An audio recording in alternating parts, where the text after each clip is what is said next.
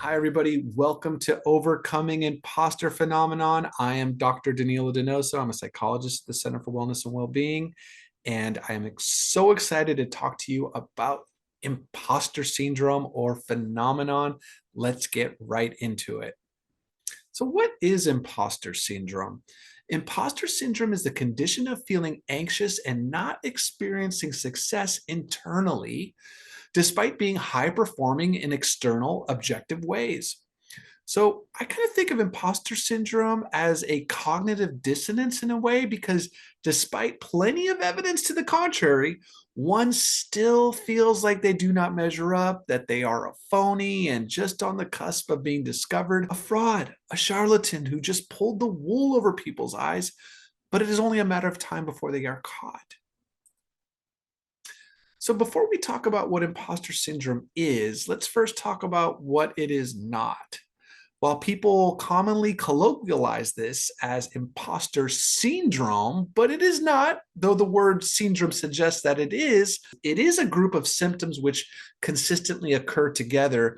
It is not a medical diagnosis, nor is it yet a psychological disorder. Therefore, it is more accurate to refer to it as a phenomenon or experience. And this phenomenon, let's refer to it as imposter phenomenon, or IP for short, is experienced by so many people. And remembering this can help put the experience in perspective. There have been a lot of real frauds reported in the news in the last few years. The latest includes a member of Congress who is facing a slew of charges for crimes involving fraud and deception. The interesting thing about the congressman is that among his many attributes, imposter phenomenon is not one of them, though it should be. Why is this? Because for the congressman and others like him, his powerful position was actually gained through subterfuge, through deception, through artifice. He believed that he was entitled to his greatness and power and understood that fraud was a shortcut to greatness, far easier to deceive than to actually work for it. For him, the ends justified the means. But luckily, he feels completely entitled to the position he has obtained. Luckily for him, that is, not his constituents. And may even delight in the fact that he was able to lie and cheat his way into the halls of Congress and achieve all the benefits such a powerful position provides. This is just not the case with people who are experiencing IP. People who experience IP, they do the work, they put in the time, they commit themselves to achieving goals, they focus, they learn, they push themselves to get out of their comfort zones, and they attack the problem to the best of their abilities. And as a result, achieve results. The problem is they just can't seem to shake that irritating feeling that they just don't measure up, they don't deserve to be there, that it is only a matter of time before others will discover who they really are, despite the fact that their level of competence is indeed commensurate with the position they hold. So let's look at the symptoms of IP: an inability to realistically assess competence and skills. And again, it's, they have everything is on their CV is truthful, and they've done the work, they've got the degree, they hit those milestones, they've passed those exams, but they still really just don't think of it as something that was really gained honestly, that perhaps luck was involved, which kind of goes to our next point, attributing success to external factors. So it's not that they put in the hard work, that they were thoughtful, that they were diligent, that they have what it takes to be in the position they hold. Moreover, it's, like, let's say they got the job after the interview. They were just feeling sorry for me in the interview. They didn't really think I was good enough, or it was just luck that played a role.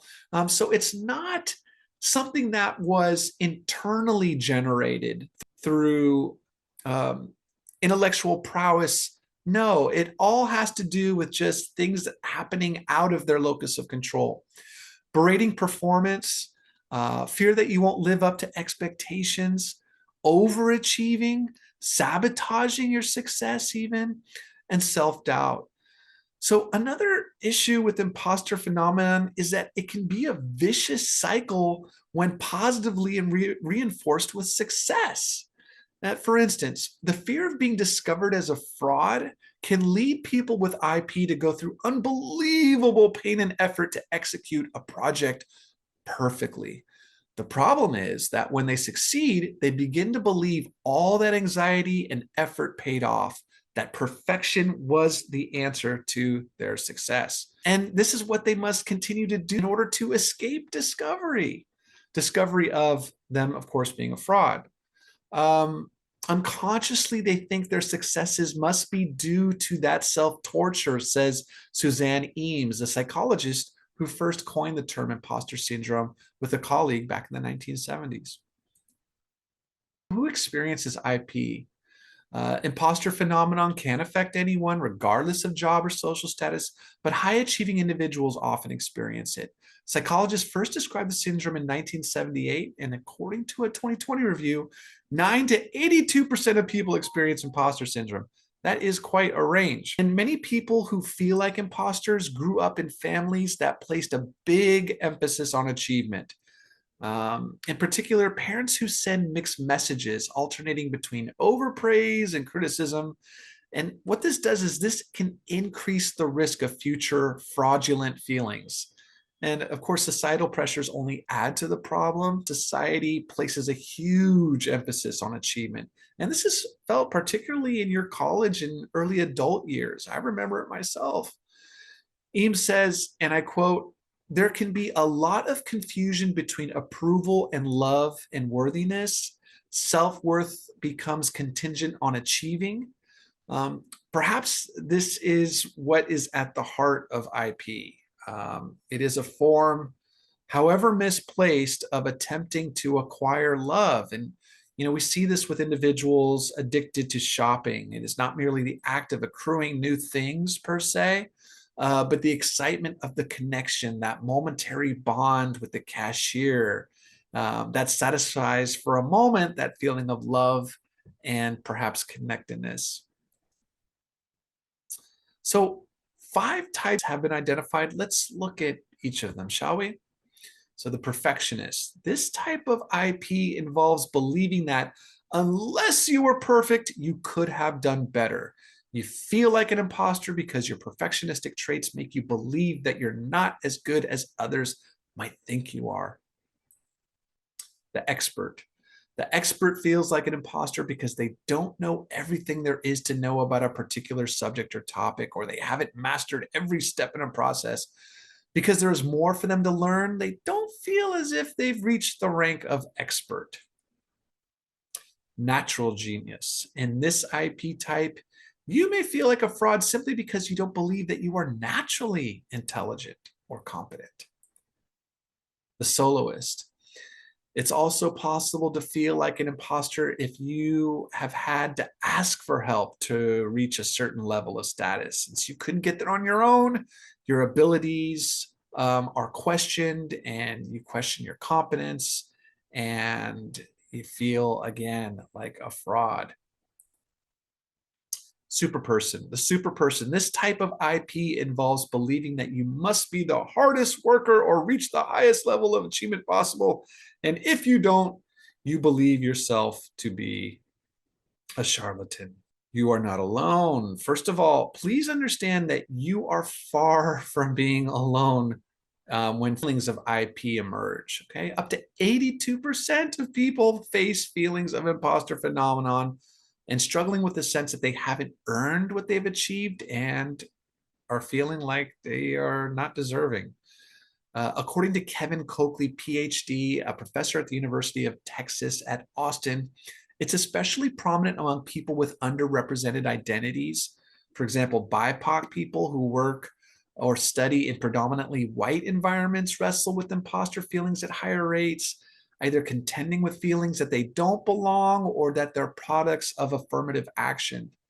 Trans and non-binary people experience a similar phenomenon, according to Audrey Irvin, a clinical psychologist and academic director of Delaware Valley University's graduate counseling psychology program. And she frequently works with gender expansive clients. And according to Irvin, there's a very pervasive internal theme of not being woman or man enough. It's often really important to just accept that this is happening. Too often, the struggle with things like IP is that we punish ourselves for experiencing it in the first place.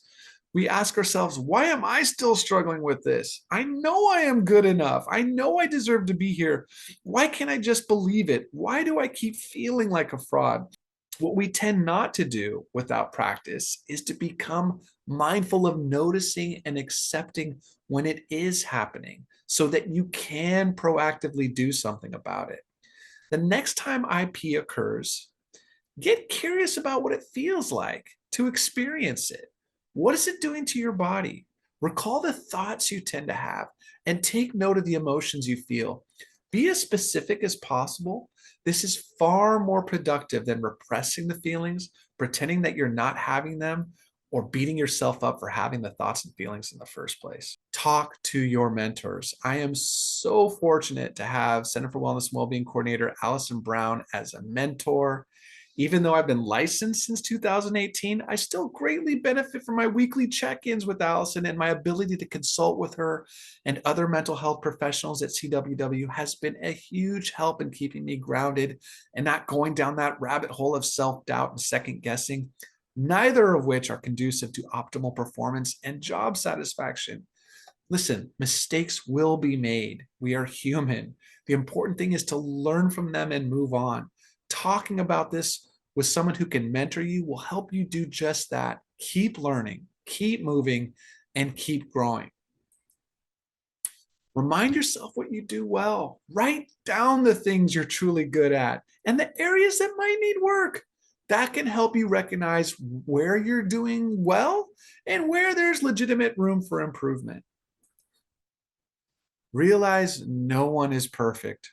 Stop focusing on perfection. Learn to do a task well enough. There are only 24 hours in a day, 7 days in a week, and there's only one you. Take time to appreciate the fruits of your hard work. Develop and implement rewards for success. Learn to celebrate. Imposter phenomenon can occur for a number of different reasons, and it is important to recognize, again, precisely when you are experiencing it in the moment, when it is happening. And why is this? Because once you get curious about the thoughts and feelings associated with IP, rather than trying to push them away or avoid them, you will develop a different relationship to it. A relationship that is more adaptive because it is something you are no longer actively avoiding. Now, you might be saying to yourself, what's he talking about? I know when my IP flares up and how it makes me think and feel. I don't like it. I want it to go away. But have you really paid attention to what it is doing to your breathing, your heart rate, your skin temperature? Are you clear about the emotion or emotions related to the IP you're experiencing? And what about the thoughts? What exactly are they? Might be helpful to write them down. I posit that most of the time we just fight through those thoughts and feelings or use them to get us through the next project or come down even harder on ourselves for experiencing IP in the first place. A therapist can help you build those awareness muscles. Give it a shot. A good start is at the Center for Wellness and Wellbeing. Do you have any questions about IP? I'd be happy to answer them. Send me an email at cww@smc.edu. Just want to remind you once again, we offer short-term counseling and therapy at Center for Wellness and Wellbeing for SMC students. To make an appointment, you can either call us, send us an email, visit our website. Please also know that we have a 24/7 support number, 800-691-6003, and our Center for Wellness number, 310-434-4503. Thank you, everybody, for watching, and wish you all the very best. Bye-bye.